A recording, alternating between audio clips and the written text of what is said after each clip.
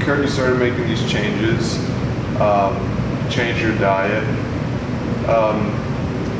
What was kind of like the timeline to where you started, making massive improvements and things like that? Because it wasn't this really long process. Once you kind of started putting everything into place, you're doing it day after day, and week after week, and month after month. Not too long after that, you came to us with some really great news. If you could just kind of share with people what that was like. Yeah, absolutely. For myself, again, fighting the type 2 diabetes, it was a different kind of fight for me.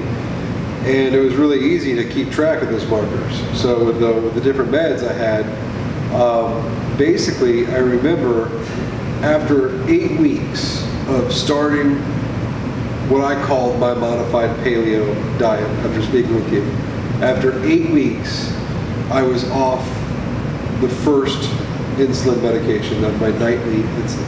Wow. So 8 weeks, that one's gone. I'm no longer injecting myself every night. Now I'm only injecting myself once a week in the pills. Wow. And then on week 12, I was no longer injecting myself. Wow. So at week 12, I was off all injectables and only on the pills. And blood sugars and everything were still getting better. And by week 12, of course, at that point, the weight has been sliding off, so I'm not sure. I kept more track, I'll be honest with you, I kept more track of my medication and blood sugars than I did my weight. But, obviously the weight was coming off as well. That one was more of a nice, just steady, I weighed myself every 3 weeks, like we talked about, and it was a pretty steady, like some weeks were better, some weigh-ins was like maybe 7 pounds, down. But I think the majority of them were about that 5, 6, 7 pounds every 3 weeks. Yeah. Which, again, I'm not really in a race, so That's a good amount of weight. that works for me. I think what 1 to 2 pounds a week. You hear as you go through all these journeys, you hear everybody like, the best way for it to come off is a little bit at a time. So I'm like, all right, I'm cool with that. Yeah. And especially because of the medications.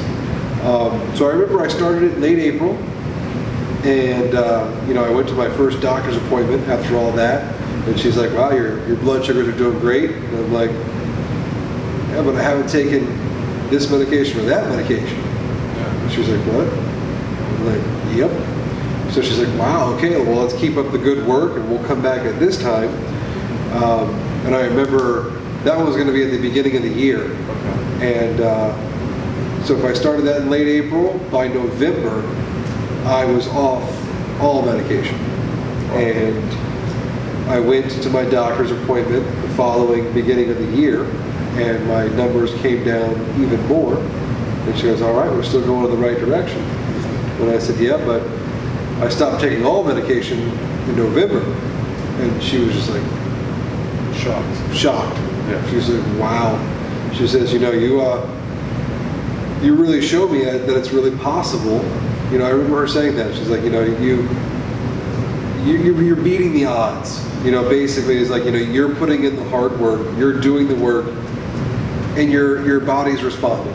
Because I had doctors tell me that I would never get off medication. Yeah.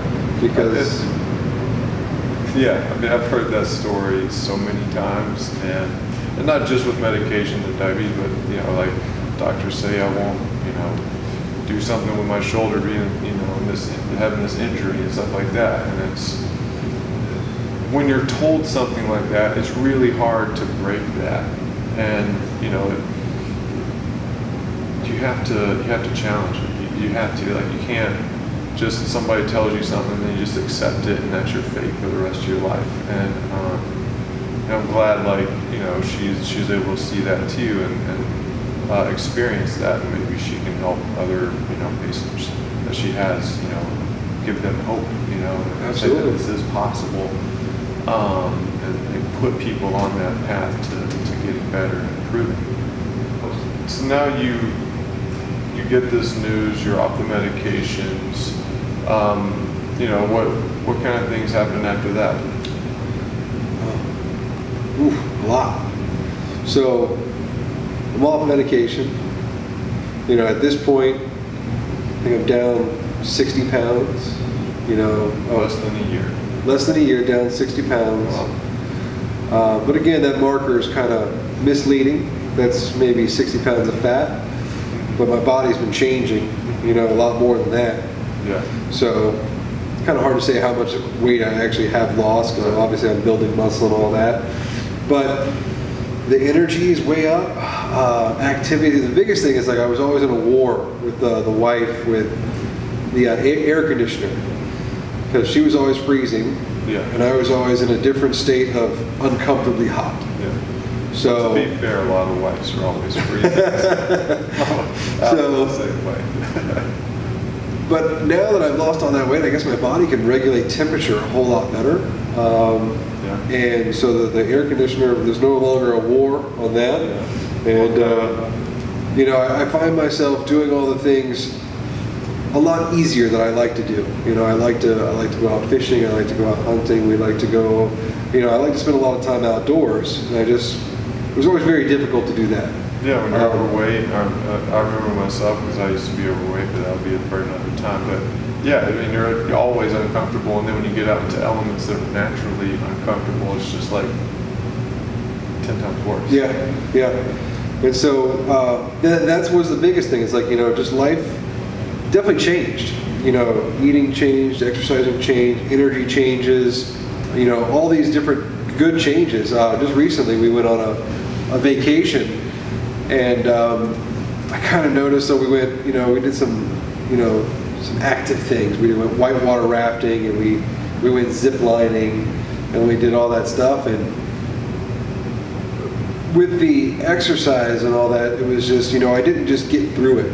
You know, we excelled at it. You know, we were good at it. You know, that type stuff. And when I did the zip lining, I kind of chuckled, because there's a weight limit on it, and I wouldn't have been able to do it. Yeah. So it was like, you know, when they told me the weight limit, I just kind of smirked, and I'm like, no problem. Yeah. You know, It's a huge thing, because I remember when I was overweight as well, and I remember, I'll never forget it, as I was at a theme park, and I went on this ride, and I couldn't fit in the thing. I had to walk off. And, oh yeah, I remember that. Yeah. I know what you're talking about, because I only used to get one click. Yeah. Click. Yeah. I was like, oh. And now you don't have to worry about that. But when you are overweight, like those things you have to consider. Yep. No matter what it is that you do, whether it's, you know, some people it's, you know, going on a flight somewhere, they may need to get 2 seats, or they may just be incredibly uncomfortable the whole flight, or, you know, it's, you know, getting on rides or doing things that are just, you know, fun to do and experience, and it's hard to do it when you're at that point. And, you know, I want to emphasize just how, you know, all of this is just based around what your specific goal was, which was to improve your health. You made these changes. You started out by just wanting to improve your health. You started noticing all these other things, like improved energy, just feeling better overall. You started losing weight, and it just ultimately brought you to, you know, refine that passion about life, and go out there and do the things that you love and enjoy, and make life worth living. And it's really important to us to continuously preach that message to our members, is that we don't just live to work out. We don't just come in here day and night and train, and that's eat, sleep, and train, and all of that. It's you train to do the things that you love, and to do the things that make your life worth living. And for you, it's hunting and fishing and being outdoors, and you know, that's what ultimately makes you happy and gives you reason to come in here and continue to do that. It's just like this continuous cycle that like a happiness cycle, even though it sounds kind of cheesy, but that's kind of what it is. So, you know, I wanted to get that message out there to people, and you know, no matter what it is your goal is, if you just put the things in place to reach those things, and you just can consistently do those things, eventually it's going to happen. Yeah, and I think it's also important that it just didn't all fall into place for me. You know, there was challenges, obstacles, things that didn't go right. You know, you just keep trying. You keep working at it. If that didn't work, no problem. Let's find something that works. Try something else. You know, that's how I eventually got to where I am today, which is, you know, you find a place that you gotta have fun doing it. Yeah. You know, so you're gonna keep doing it. Otherwise, it's work, and it just makes it a lot easier. You can do it if you don't like doing it. People do it all day long. It's a whole lot better when you enjoy it. Yeah.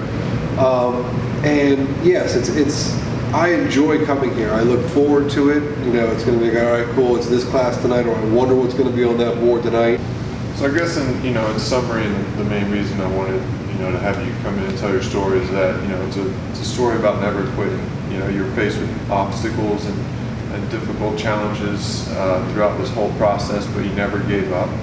And, you tried to learn as much as you could from each failure or struggle that you went through. And you still continue to try to find, somebody or some way of getting some guidance to help get you where you wanted to be, and you never lost sight of what it was that you started to do in the first place. And I think ultimately, that's just the foundation of what it takes to achieving goals. Is you got to know that you're going to come up across some hurdles and some challenges. You got to figure out ways to get over those things, and you can't lose sight of what it is that you want. And it's got to mean something to you, and your life means something to you. And not only did you do all of that, but now you get to go out there and live life to what it is that you see fit. And I just wanted to thank you for coming in and taking the time to sit down with me and share this story with so many people. And I guess I'll see you in class. My pleasure. In a few hours. Yeah. The board looks pretty tough today. Yeah. Thanks a lot. My pleasure. Yeah.